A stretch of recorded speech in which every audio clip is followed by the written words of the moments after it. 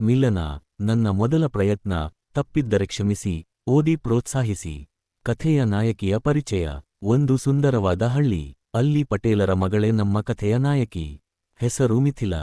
SSLC ಮುಗಿಸಿ ಪಿಯುಸಿಗೆ ಸೇರಲು ಕಾಯುತ್ತಿರುವ ಮುದ್ದಾದ ಬೆಕ್ಕಿನ ಕಣ್ಣುಳ್ಳ ಚೆಲುವೆ. ಅಲ್ಲಿ ಪಿಯುಸಿ ಮಾಡಲು ಪಟ್ಟಣಕ್ಕೆ ಹೋಗಬೇಕಾದ ಕಾರಣ ಅವಳ ತಂದೆ ಒಪ್ಪಿಗೆ ಕೊಡಬೇಕಾಗಿದೆ. ತಾಯಿ ಅಂಬುಜಾ, ತಂದೆ ರಾಮಮೂರ್ತಿ, ತಮ್ಮ ಮನೋಜ್ 5ನೇ ತರಗತಿ. ಇದಿಷ್ಟು ನಾಯಕಿಯ ಪರಿಚಯ. ಕಥೆಯ ನಾಯಕನ ಪರಿಚಯ. ಬೆಂಗಳೂರು ಪಟ್ಟಣದಲ್ಲಿ ಶ್ರೀಮಂತ ಕುಟುಂಬದ ಮುದ್ದಿನ ಕಣ್ಮಣಿ ನಮ್ಮ ನಾಯಕ. ಹೆಸರು ಮಿಥುನ್. MBA ಮುಗಿಸಿ ಅವರದೇ ಆದ ಮಿಥುನ್ ಇಂಡಸ್ಟ್ರೀಸ್ನ CEO ಆಗಿ ಕೆಲಸ ಮಾಡುತ್ತಿದ್ದಾನೆ.